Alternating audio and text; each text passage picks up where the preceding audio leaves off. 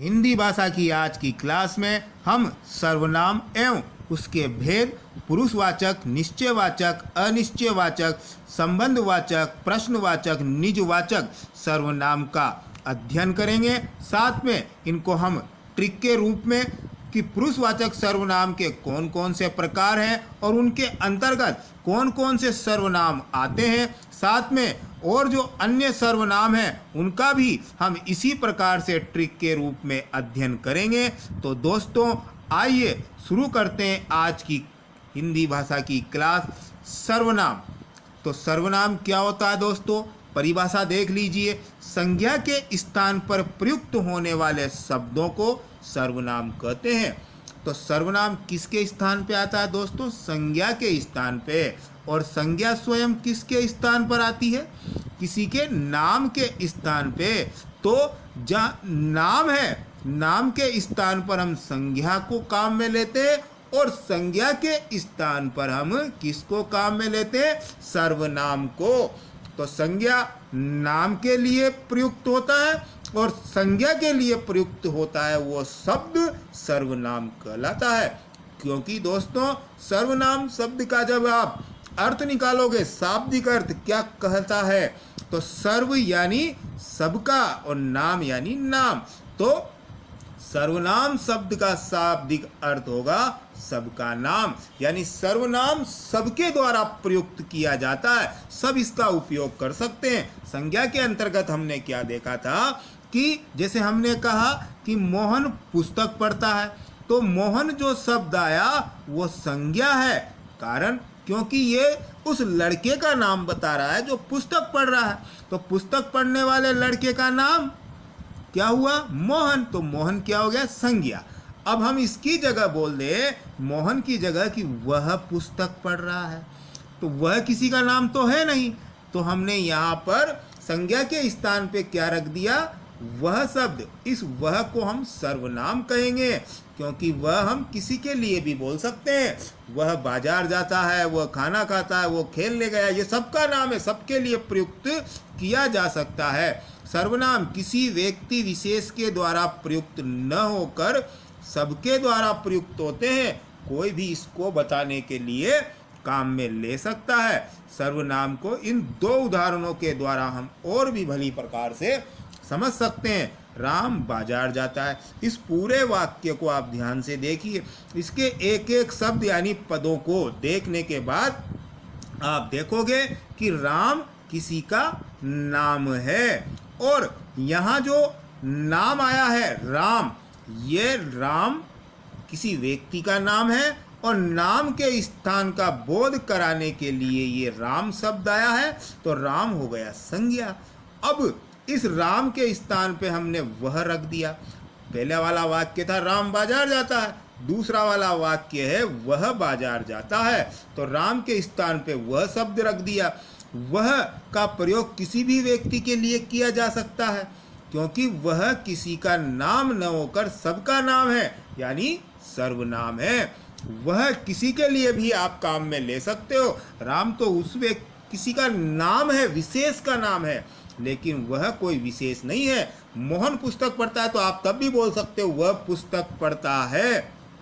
सुरेश बाजार जाता है उसके लिए बोल सकते हो। मनोज खेलता है उसके लिए बोल सकते हो। तो वह सर्वनाम है, यानी सबका नाम है।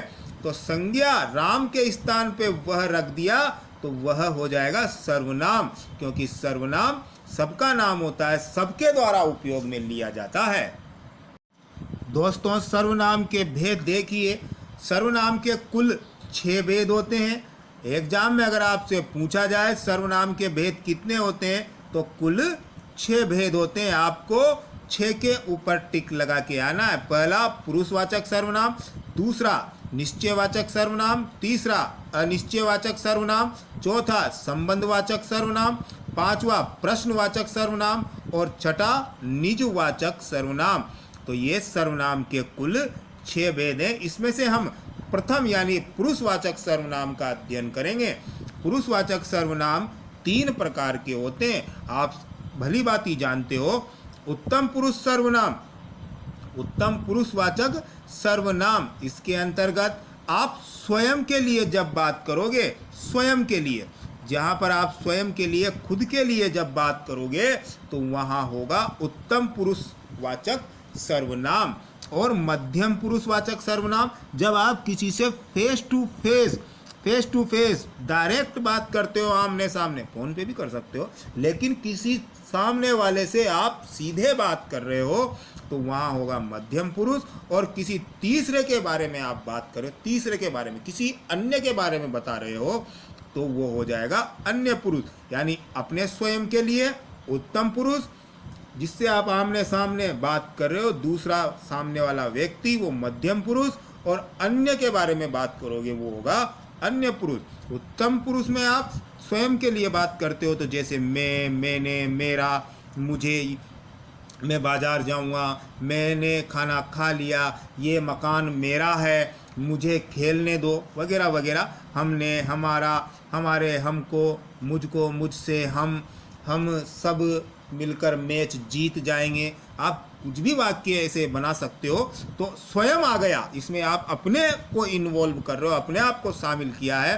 तो अपने लिए जहाँ बात करोगे वहाँ होगा उत्तम पुरुषवाचक सर्वनाम। और जहाँ आप आमने सामने किसी से बात कर रहे हो, या तो वो आपके बराबर है, आप उससे तू करके, तुम करके बात करते हो, तो तू, तुम, तुमने, तूने, तुम्हें, तुझे, तुमको, तुमसे, तुमने, तुम्हारा, ये हो सकता है। अगर आप उसका आदर करते हो, सम्मान करते हो, सामने वाला आपसे बड़ा है, तो आप के बोल सकते हो, आपने बोल सकते हो, आपको बोल सकते हो। तो मध्यम पुरुष दो हो गए एक प्रकार से। तो जब आपके बराबर है तो आप तू करके बात कर सकते हो, और सम्मान, आदर सूचक आप आपको करके बात कर सकते हो। लेकिन इतना ध्यान रखना है, उत्तम पुरुष में आप स्वयं के लिए, मध्यम पुरुष में आप सामने वाले से, जिससे आप डायरेक्ट फेस टू फेस, आमने सामने से बात कर रहे हो, अन्य पुरुष में किसी तीसरे के बारे में, यह,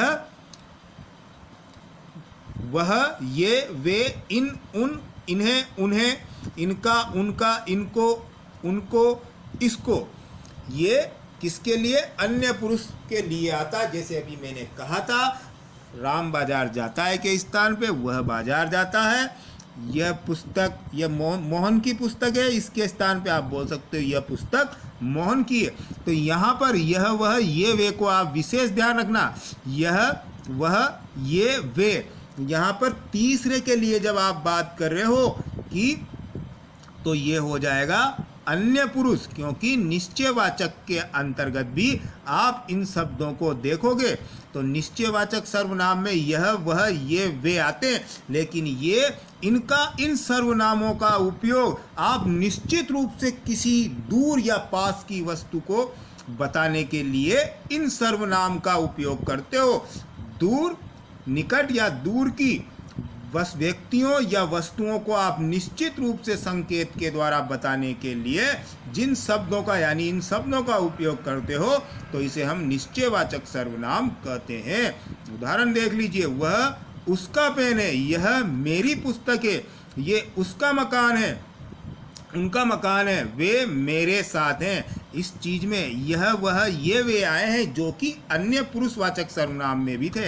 यहाँ देख लीजिए, ये जो शब्द आए हैं इनके साथ कोई अन्य सर्वनाम भी आपने को देखने को मिलेगा। यह मेरी पुस्तक है, ये उनका मकान है, वे मेरे साथ हैं।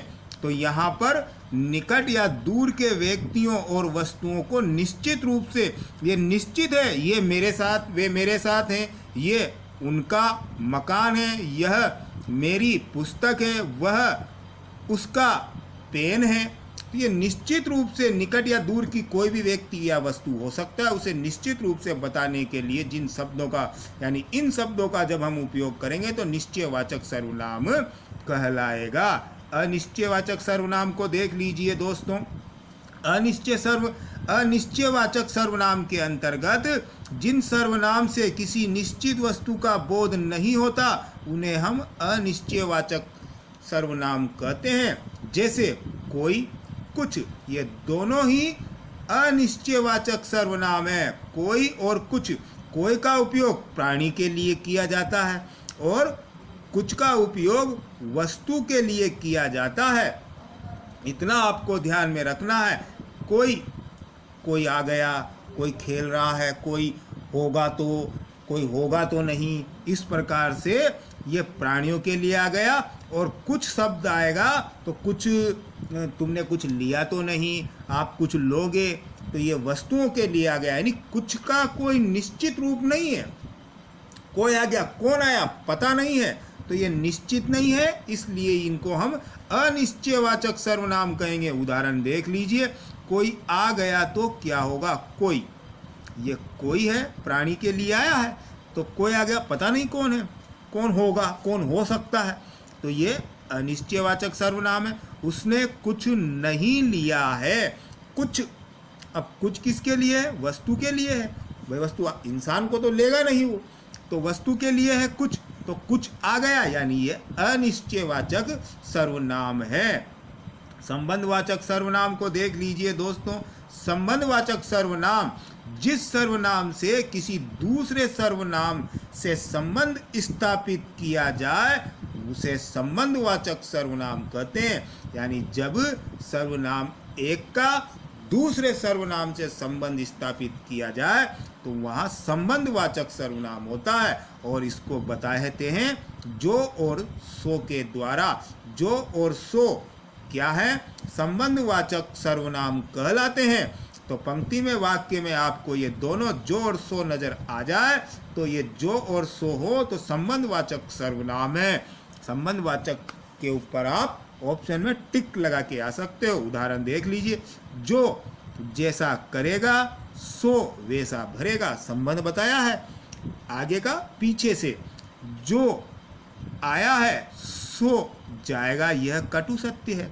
यहाँ संबंध बताया गया है इस पूरे का इसके साथ, जैसे ही इसका इसके साथ, तो इनके द्वारा बताया है, तो ये हो गए संबंध बताने वाले जो सो संबंधवाचक सर्वनाम। इतना आपको ध्यान में रखना है। प्रश्नवाचक सर्वनाम को देखिए दोस्तों।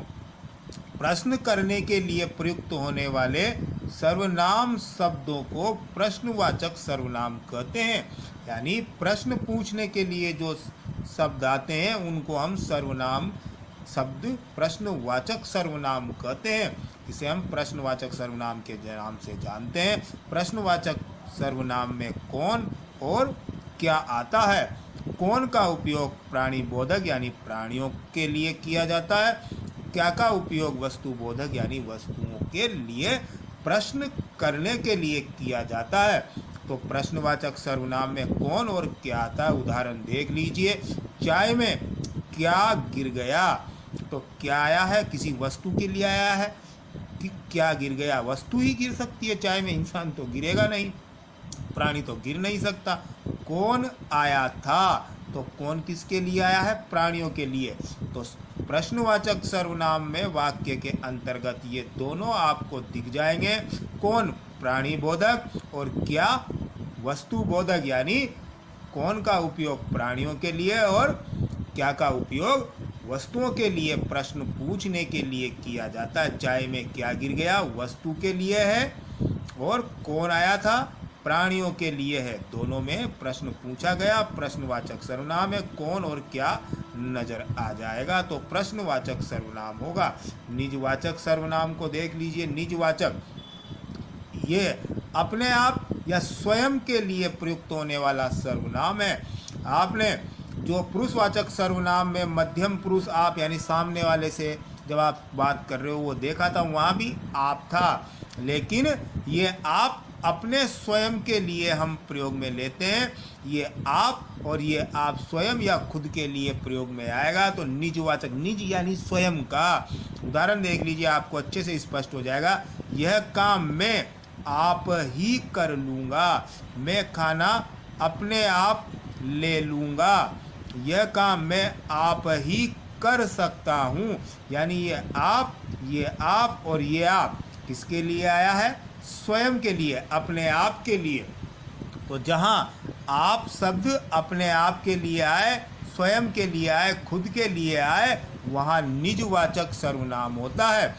पुरुषवाचक में मध्यम पुरुष के अंतर्गत आदर सूचक में आप सामने वाले से जिससे आप फेस टू फेस आमने सामने बात कर रहे हो, आप लेकिन वो सामने वाले से बात करने के लिए आपने आप का उपयोग किया था। यहाँ इस आप का उपयोग आप स्वयं के लिए करोगे तो ये निजवाचक सर्वनाम हो जाएगा।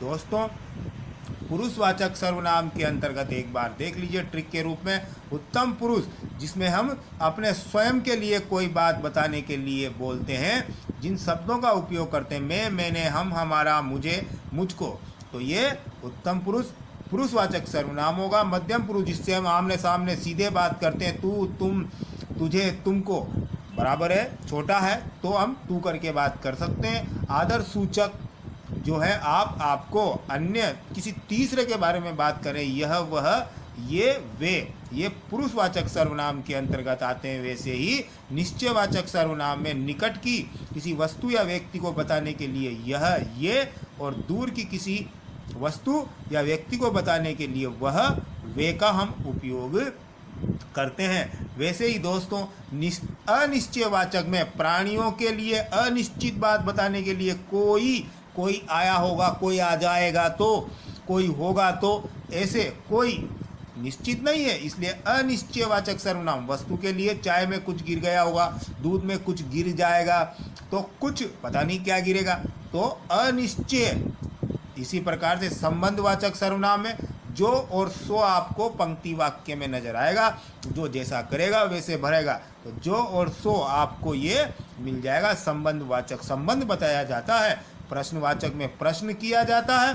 प्राणी के लिए पूछने के लिए कौन आया है, तो कौन प्राणी के लिए होगा प्रश्नवाचक सर्वनाम, और वस्तुओं के लिए क्या, तो ये प्रश्नवाचक सर्वनाम होगा। और स्वयं अपने आप के लिए जब हम बात करें आप, ये सर्वनाम के उपयोग और सर्वनाम शब्द हैं। तो दोस्तों, वीडियो कैसी लगी कमेंट में ज़रूर बताएं, और वीडियो को ज़्यादा से ज़्यादा शेयर करें। हमारे YouTube चैनल हिंदी अकेडमी को सब्सक्राइब कीजिए और बेल आइकन को प्रेस कीजिए ताकि हमारे आने वाली नोटिफिकेशन आपको मिलती रहे। जय हिंद, वंदे मातरम।